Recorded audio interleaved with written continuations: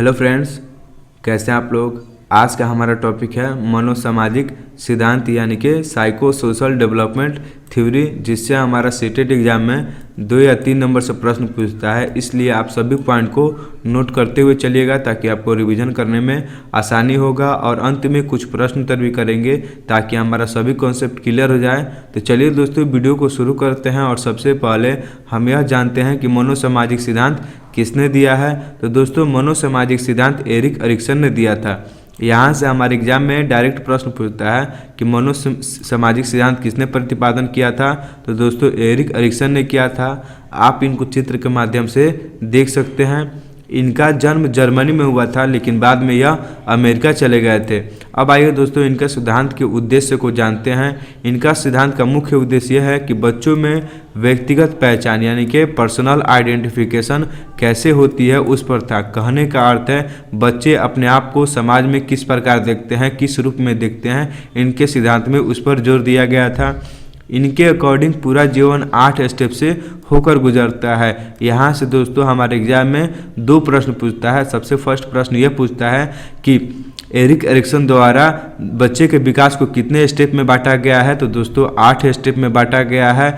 यह मानते हैं कि बच्चों का विकास जन्म से मृत्यु तक होता है, यानी कि जीवन पर्यंत होता है। हमारे एग्जाम में ऐसे प्रश्न पूछता है कि एरिक एरिक्सन द्वारा बच्चे का विकास कहाँ से कहाँ तक होता है। ऑप्शन रहता है प्रारंभिक बाल अवस्था से किशोरावस्था, या बाल अवस्था से प्रौढ़ावस्था, या जन्म से मृत्यु तक। हमारा ऑप्शन जन्म से मृत्यु तक होगा। तो दोस्तों आप समझ गए होंगे कि एरिक एरिक्सन द्वारा बच्चे का विकास जन्म से मृत्यु तक होता है। एरिक एरिक्सन ने बच्चों को विकास के 8 स्टेप में डिवाइड किया है, जिनको आज की वीडियो में हम पढ़ने वाले हैं। आप देख सकते हैं कि बच्चे का शैशव अवस्था में विकास होता है, उसके बाद प्रारंभिक बाल अवस्था में किशोरावस्था में, यानी कि बच्चे का जैसे जैसे उम्र बढ़ता है वैसे वैसे उनका विकास होता है। तो आइए दोस्तों, इनका फर्स्ट स्टेप पढ़ते हैं।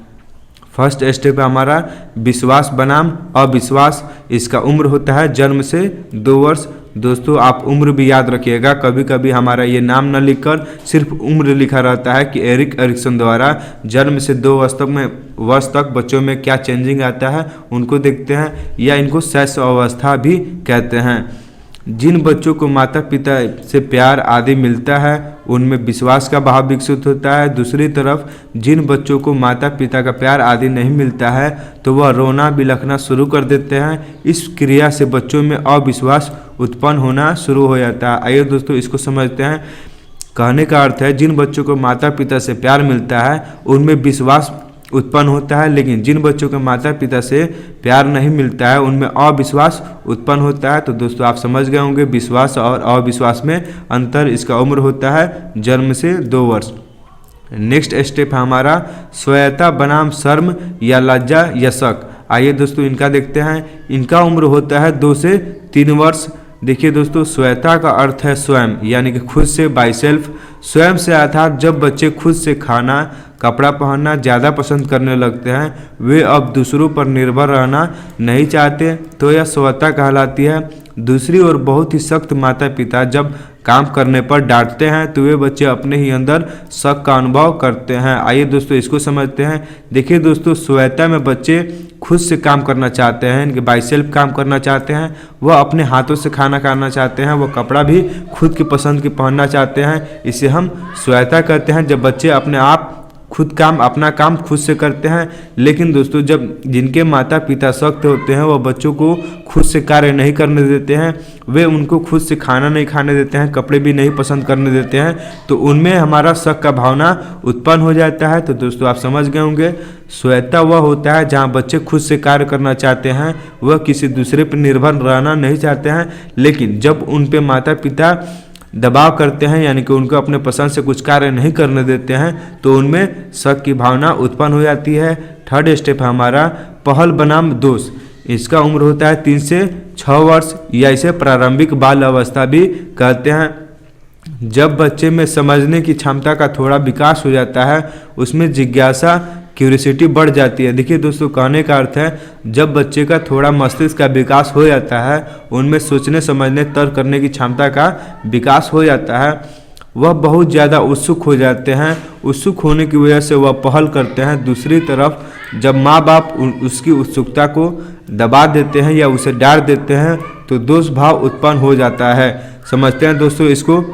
देखिए दोस्तों, पहल में बच्चा का थोड़ा सा मानसिक विकास हो जाता है, यानी कि उनमें तर्क करने की क्षमता डेवलप हो जाती है। वह कोई भी कार्य सबसे पहले करने की कोशिश करते हैं। जैसे अगर उनको कोई टीचर होमवर्क देगा तो इसमें बच्चे यह कोशिश करते हैं कि सबसे पहले हम अपना होमवर्क करके शिक्षक को दिखा दें, यानी किसी भी काम को पहल करने की कोशिश करते हैं।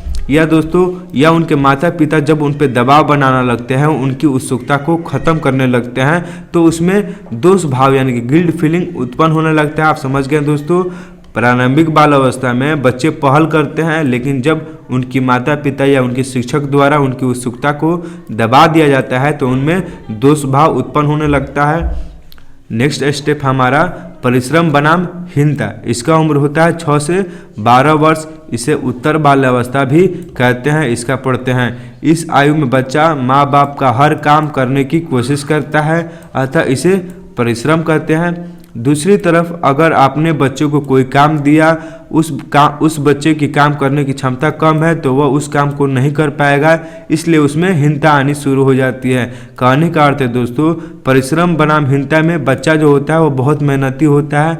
वह किसी भी कार्य को करने की कोशिश करता है, वह पहल करता है। जैसे उसके कितनी भी मुश्किल क्वेश्चन दिया जाएगा, कितना भी मुश्किल काम दिया जाएगा, तो बच्चा परिश्रमी होता है, वह उस काम को कर देता है। लेकिन जब उसकी क्षमता से अधिक मुश्किल क्वेश्चन दे दिया जाएगा, जैसे फर्स्ट क्लास का कोई बच्चा है, उसे हम थर्ड क्लास का मैथ सॉल्व करने के लिए दे देंगे, जब वो मैथ सॉल्व नहीं कर पाएगा या जैसे उसकी क्षमता से कोई मुश्किल सवाल दिया जाएगा वह उसे सॉल्व नहीं कर पाता है, तो उसमें हीनता आनी शुरू हो जाती है, यानी कि हीनता उत्पन्न होने लगती है। दोस्तों आप समझ गए होंगे। इसका उम्र होता है 6 से 12 वर्ष, यानी कि उत्तर बाल अवस्था, जिसमें बच्चा परिश्रमी होता है। अगर एग्जाम में यह प्रश्न पूछ दे कि बच्चा किस अवस्था में परिश्रमी होता है, यानी किस स्टेप में परिश्रमी होता है, तो हमारा 6 से 12 वर्ष यानी कि उत्तर बाल अवस्था में बच्चा परिश्रमी होता है। नेक्स्ट स्टेप हमारा पहचान बनाम भ्रांति यानी कि आइडेंटिटी वर्सेस कन्फ्यूजन। इसका उम्र होता है 12 से 18 वर्ष। इसे हम किशोरावस्था भी कहते हैं। तो आइए दोस्तों देखते हैं कि इसमें बच्चा क्या करता है। इस आयु में बच्चों में अपनी पहचान बनाने की बहुत ज़्यादा उत्सुकता होती है। दूसरी तरफ जब बच्चे उद्देश्यपूर्ण काम नहीं करें तो उनके पास बहुत सारे रास्ते खुल जाते हैं। कहने का अर्थ है दोस्तों, पहचान में बच्चा अपनी खुद की आइडेंटिटी बनाना चाहता है, यानी कि वह अपने आप को साबित करना चाहता है। वह अपनी एक अलग पहचान बनाने की कोशिश करता है। लेकिन जब बच्चा अपनी पहचान नहीं बना पाता है, अपने उद्देश्यपूर्ण कार्य नहीं कर पाता है, तो उसके लिए बहुत निगेटिव रास्ते खुल जाते हैं। जैसे बच्चा बाल मजदूरी करने लगता है, चोरी करने लगता है। तो दोस्तों ये सब कब होता है? ये हमारा किशोरावस्था में होता है, जब बच्चा 12 से 18 वर्ष के बीच में होता है। देखिए दोस्तों, बच्चा इसमें अपना पहचान बनाने की कोशिश करता है।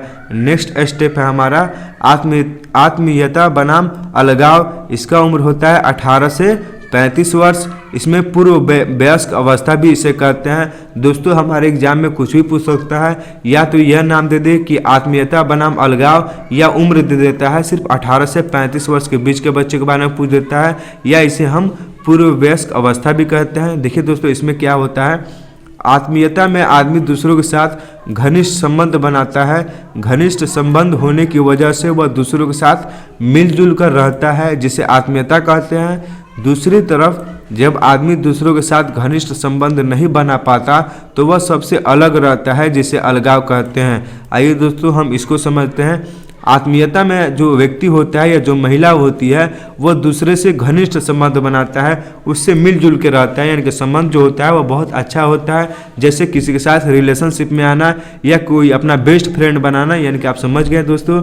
आत्मीयता में आदमी जो होता है या लेडीज होती है वह दूसरों के साथ अपना घनिष्ठ संबंध बनाती है। लेकिन जब घनिष्ठ संबंध नहीं बन पाता है तो वह अकेला रहने की कोशिश करता है, यानी कि एलोन रहता है, जिसे हम अलगाव कहते हैं। तो दोस्तों हमारा अलगाव कब आता है? तो अलगाव हमारा आता है पूर्व वयस्क अवस्था में है, जिसे हम जिसका उम्र होता है 18 से 35 वर्ष, जिसे हम पूर्व वयस्क अवस्था भी कहते हैं। नेक्स्ट स्टेप हमारा जन्मात्मकता बनाम स्थिरता। इसका उम्र होता है 35 वर्ष से 65 वर्ष के बीच, जिसे हम मध्य वयस्क अवस्था भी कहते हैं। आइए दोस्तों इसको पढ़ते हैं। जननात्मकता में हम दूसरे लोगों के बारे में ज़्यादा सोचते हैं, दूसरों का भला करने की सोचते हैं। दूसरी तरफ जब लोगों में इस सोच का विकास नहीं होता तो उनमें स्थिरता आ जाती है। देखिए दोस्तों, जननात्मकता में जो व्यक्ति होता है वह दूसरे के बारे में भलाई सोचता है, दूसरे के बारे में वह ज़्यादा सोचता है। जैसे भगत सिंह आज़ाद ये देश के लिए शहीद हो गए, यानी कि दूसरों के बारे में बहुत ज़्यादा सोचते थे जैसे अपने देश के बारे में सोचते थे। तो इसमें जो व्यक्ति होता है 35 से 65 वर्ष के बीच का व्यक्ति, वह दूसरों के भलाई के बारे में हमेशा सोचते रहता है, लेकिन जब उसमें दूसरों के भलाई का विकास नहीं हो पाता तो उनमें स्थिरता आ जाती है। तो दोस्तों इसका उम्र पूछ दे कि यह किस उम्र में आता है, तो यह 35 वर्ष से 65 वर्ष के बीच में आता है, जिसे हम मध्य वयस्क अवस्था भी कहते हैं। नेक्स्ट स्टेप है हमारा, ये लास्ट स्टेप है, संपूर्णता बनाम निराशा।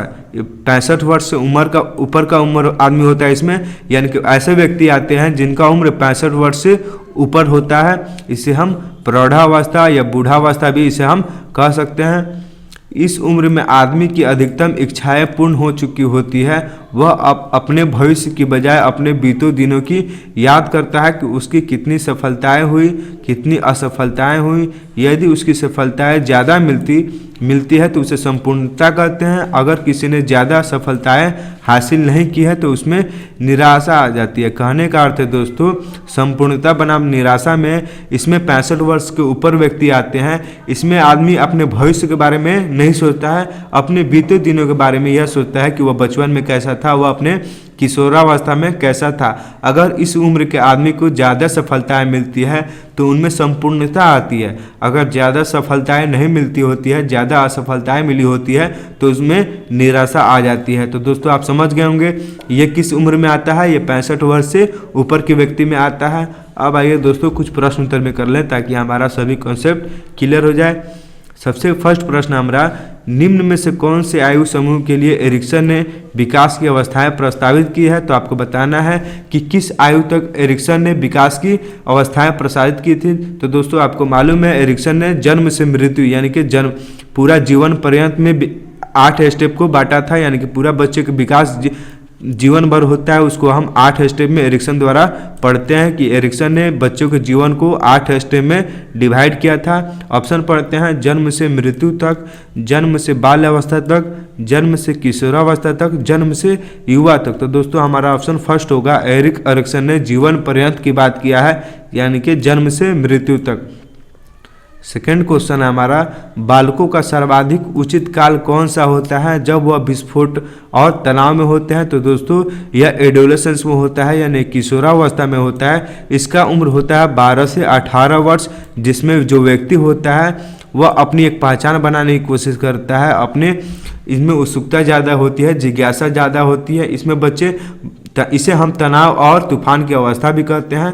तो हमारा ऑप्शन फर्स्ट सही होगा। उम्मीद है दोस्तों आपको सभी पॉइंट समझ में आया होगा। मिलते हैं आपसे नेक्स्ट वीडियो में।